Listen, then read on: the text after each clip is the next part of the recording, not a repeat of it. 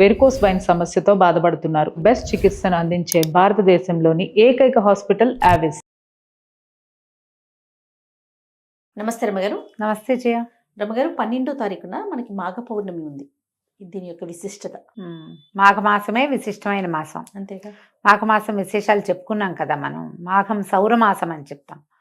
నారాయణ ప్రీతి కోసమే, శ్రీ మహావిష్ణువు ప్రీతి కోసమే చేసుకుంటాం. మొదటి రోజు నుంచి చివరి దాకా ప్రతిరోజు ప్రాతకాల స్నానము, సూర్య దర్శనము, సూర్యుడికి అర్ఘ్యం ఇవ్వటం, సూర్యనారాయణమూర్తి ప్రీత్యర్థము పాలు పొంగించటము, ఇవన్నీ చేస్తాం కదా. స్నానం చాలా ముఖ్యమైనదిగా చెప్పుకుంటాం కదా. ప్రాతకాల స్నానం, సూర్యోదయానికి 1 నిమిషం ముందు స్నానం చేయటం, ఉదయించిన సూర్యబింబానికి నమస్కారం చేయటం. అయితే ఈ మాఘ పౌర్ణమి కూడా చాలా విశేషమైన రోజుగా చెప్తారు. మహామాఘి అంటారు. మామూలుగా మనకి ప్రతి పౌర్ణమి విశేషమే. పౌర్ణమి నాడు ప్రత్యేకంగా స్నానం చేయటము, అర్చన చేసుకోవటము, లక్ష్మీనారాయణలైనా అర్చించాలి, శివారాధన అయినా, సత్యనారాయణ వ్రతాలు చేసుకోవటాలు, ఇవి మనం ప్రఖ్యాతంగా వింటాం కదా. అయితే ఈ మాఘంలో ఈ పౌర్ణమి నాడు సముద్ర స్నానం చాలా విశేషంగా చెప్తారు జయ. మామూలుగా మనకి సముద్ర స్నానం తెలుసు, కార్తీక పౌర్ణమికి చేస్తాం కదా. దానికి ప్రత్యేకంగా ఉంది. ఆకామావై అంటారు. ఆకామావై అంటే ఆషాఢ పౌర్ణమి, కార్తీక పౌర్ణమి, మాఘ పౌర్ణమి, వైశాఖ పౌర్ణమి, ఈ 4 పౌర్ణములు సముద్ర స్నానానికి చాలా విశేషమైనవి. చాలా విశేషం. వాట్లల్లో మహామాఘి మరీ విశేషం. హైదరాబాద్ వాసులకి సముద్రం లేదు, మనం ఏం చేయాలి? మనకు వెంటనే డౌట్స్, మనకు సముద్రం లేదు కదండి అంటే వెళ్ళాలి. ఎక్కడికైనా వెళ్ళలేము, కనీసం ఇంట్లో అయినా పొద్దున్నే స్నానం చేయండి, నదీ స్నానం చేయొచ్చు. సముద్రము చాలా విశేషంగా చెప్పబడుతుంది ఇక్కడ. మామూలుగానే మనం ఒక వాక్యం చెప్పుకుంటాం, నదీనాం సాగరోగతి అని.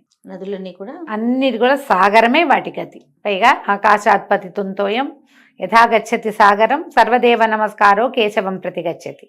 ఆకాశంలోంచి పడిన ప్రతి నీటి బొట్టు సముద్రం వైపుకే ప్రయాణం చేస్తుంది. మన నమస్కారాలన్నీ కేశవుడికే చెందుతాయి. సముద్రంలో స్నానం చేస్తే కేశవుడికి నమస్కారం చేసినట్టు. ఈ సముద్రంలో ఏంటంటే అపారమైన సౌరశక్తి నిండి ఉంటుందట ఈ పౌర్ణములలో. చూడు, నీకు ఎంత సూర్యుడి వేడిమికి ఎంత నీరు ఆకాశంలోకి పోతుంటుంది, అయినా కూడా తరగదు. చిన్నది పెద్దది అవదు, ఎంత ఉందో అంతే ఉంటుంది.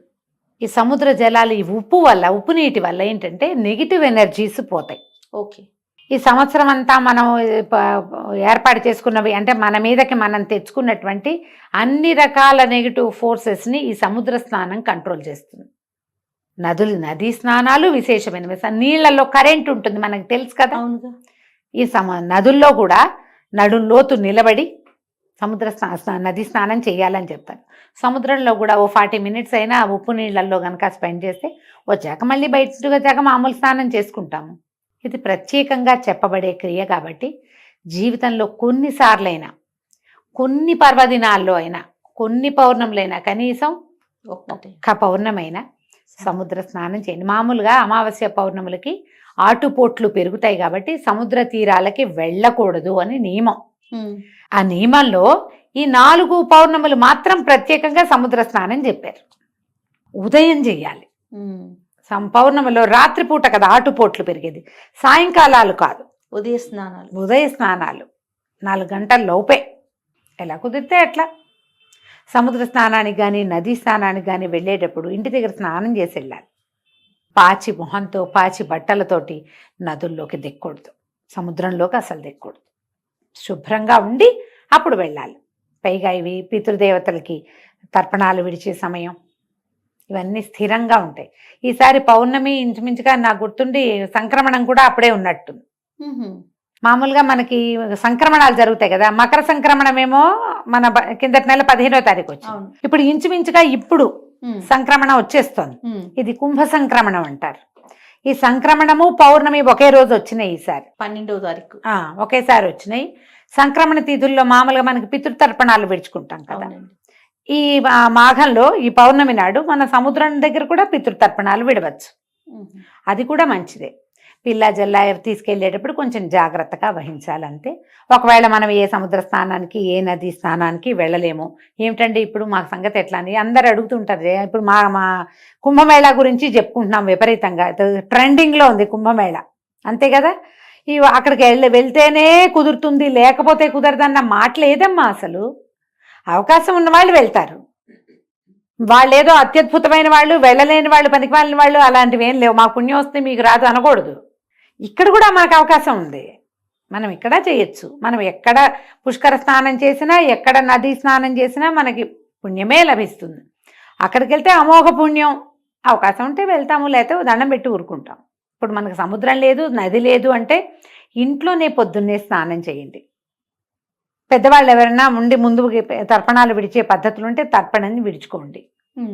ఏదైనా దానం చెయ్యండి. పౌర్ణమి నాడు, మాఘ పౌర్ణమి, కంబళ్ళు, వస్త్రాలు, చెప్పులు, గొడుగు, తిలలు, నెయ్యి నిండుగా, తిలాలు నిండుగా ఉన్నటువంటి చెంబు, ఏదైనా ఒక వస్తువు, పాత్ర, అంటేనే మంచి నీళ్ళ పాత్ర, అవి కూడా దానం చేయొచ్చు. ఏది కుదిరితే అది. బంగారం దానం చేయొచ్చు, అన్నదానం చేసుకోవచ్చు. ఏమి చేసినా అద్భుతమైన ఫలితం లభిస్తుంది. మీరు మామూలుగా ఎప్పుడు చేసినా దానం మంచిది. పర్వదినాలలో చేస్తే ప్లస్, మరి మంచిది. పర్వదినాల్లో ఏవి చేయాలని చెప్పబడిందో అవి చేస్తే ఇంకా ప్లస్. వేసుకోండి కొన్ని ప్లస్సులు అవకాశం ఉన్నప్పుడు, అంతే. ఈ మాఘ పౌర్ణమి రోజున దానం చేసుకోవచ్చు. పగలు ఉపవసించి సాయంకాలం భోజనం చేస్తే మంచిది అవకాశం ఉంటే. సాయంకాలం పౌర్ణమి చంద్రుడు కనపడ్డాక చంద్రుడిలో భావన చేసి లక్ష్మీ స్తోత్రం కానీ లలితా స్తోత్రం కానీ చేసుకోవచ్చు.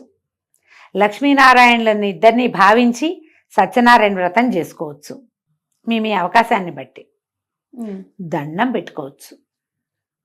ఒట్టిగా పూర్ణబింబానికి ఎదురుగుండా నిలబడి ఒక్క శ్లోకం చెప్పుకుని, ఏదైనా విష్ణు సంబంధమైందో, లక్ష్మీ సంబంధమైందో, దేవి సంబంధమైందో చెప్పుకుని నమస్కారం చేసుకోండి.